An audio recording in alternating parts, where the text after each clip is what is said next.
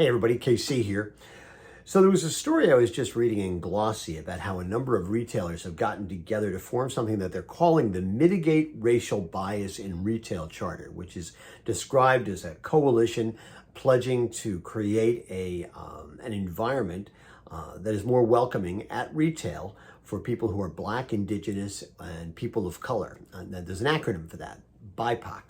And among the retailers doing this are Sephora, J. Crew, Gap, and Crocs. And basically the whole thing was prompted by a Sephora study that was done last year, which found that 2 out of 5 U.S. retailer shoppers experienced unfair treatment based on their race or skin tone, and that BIPOC retail shoppers were 3 times more likely than white shoppers to feel most often judged by their appearance.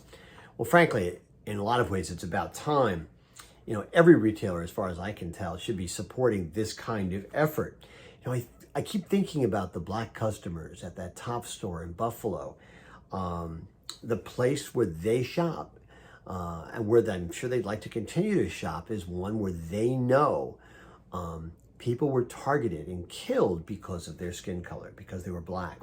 How could they ever be comfortable there again? And in fact, listen, there seems to be an overwhelming feeling there that they want to keep the store open, that not to let the shooter win. But I don't know. How could they feel comfortable? And you got to figure that at some level, the Black people going into supermarkets or drugstores or malls all over America have to be wondering even more than they did before. And people, certainly they were concerned, but they have to be wondering more than ever before, do they have to worry about being targeted? Because we seem to be living in this world where, racism is okay, where white supremacists don't mind coming right out and saying so on social media. We used to be a country where people put on white hoods to prevent people from knowing who they are, who they were, and what they were thinking. Now they put it out there for everyone to see. It's just not necessary anymore.